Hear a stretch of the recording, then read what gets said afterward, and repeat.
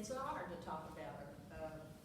She's someone who meant a lot to me, so I'm trying very hard not to cry. If I get through this first paragraph, we'll be okay. She was like a mother, a mentor, my friend, a sounding board, the wind beneath my wings. She believed in me, made me feel I had worth, something I'd never felt before. She let me shine and showed me in every way that I could succeed. Okay, that's the hard part. I'm just like Britt. I grew up in Desart. I grew up reading the journal, and like everybody else here, I liked seeing my name in print.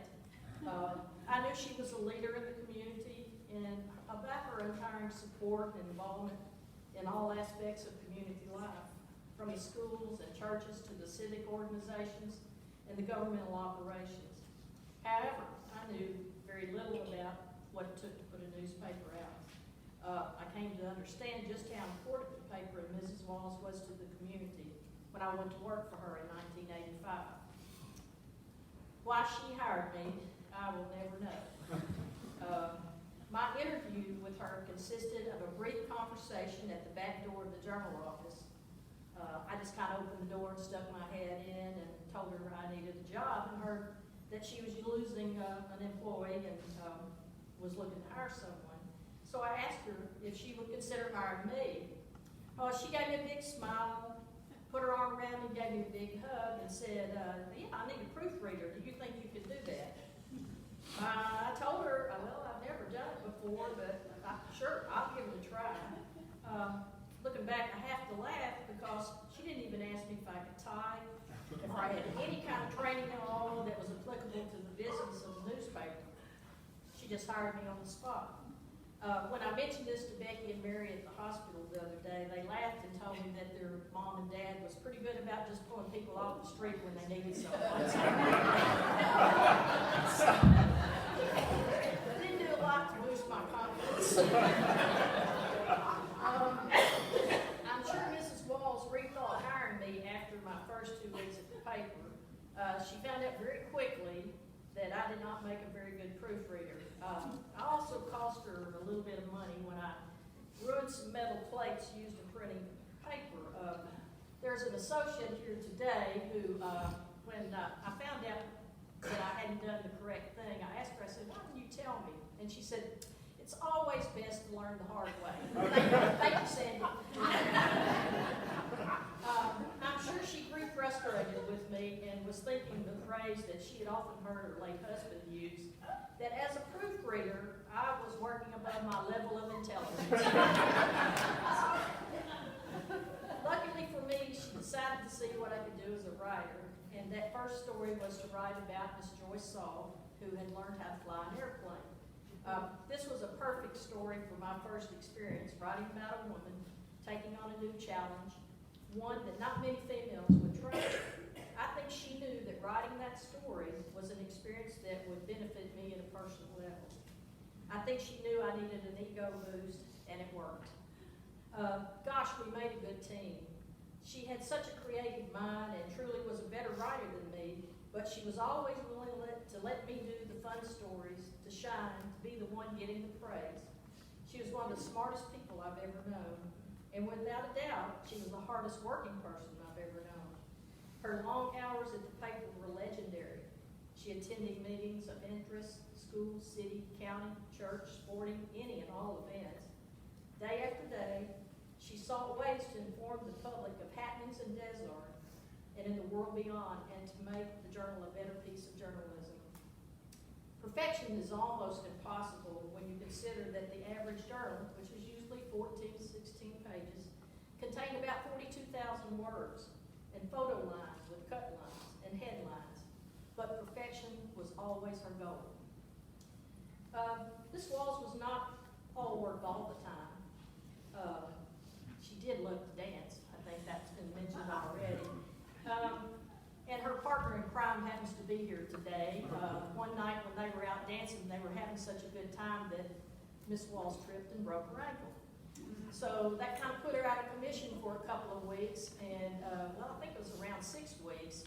But y'all, she continued working even through that time. We would type the typeset everything, take it to her, she'd proofread it, she'd call us on the phone, hey, this is okay, this is not, how about doing this story? She was always full of great ideas.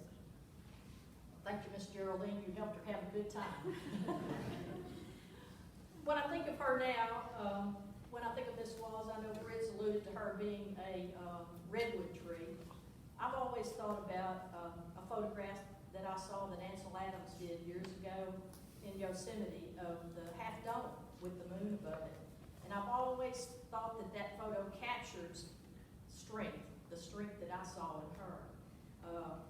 It was such a magnificent mountain, and it has been standing there for eons. And while she may not be here for eons, her life lives on through her family, through this community. She just was a great woman.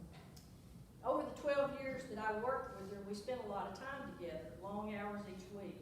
We spent many a Wednesday all night, many times, writing stories, putting the paper together. Technically, the paper was supposed to have been completed and ready to go to press by noon on Thursday. But because Miss Walls wanted to get the latest news, she would continue to keep adding stories, which was a little bit frustrating for us who hoped to go home early on Thursday night. And she would just keep adding stories right up until press times. And I mean, it was, eventually something was going to happen if you do a lot of things at the last minute.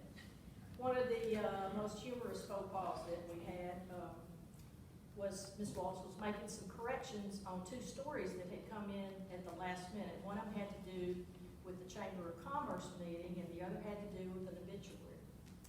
So I don't know if y'all are familiar with the way we put the paper together back when I was there, but you had long strips of paper, you waxed them, you pasted them on pages, and then you would go back and make little corrections, and they'd be one-line little corrections, and you'd stick them on. You can probably tell that, maybe making a correction could get in the wrong place. So, unfortunately, a correction line informing the public that tickets to the chamber banquet would go on sale at 6 o'clock was attached to the end of this man's obituary.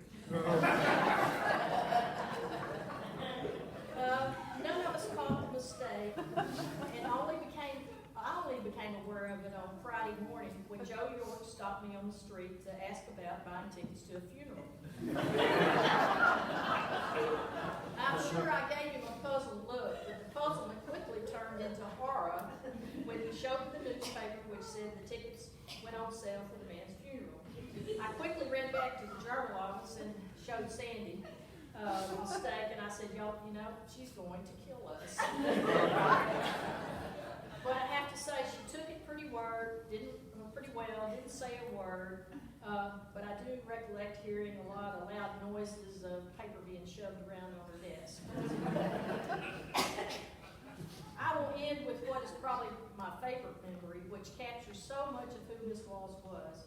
Miss Walls and I traveled, along with some other locals, to Bill Clinton's first inauguration in 1993.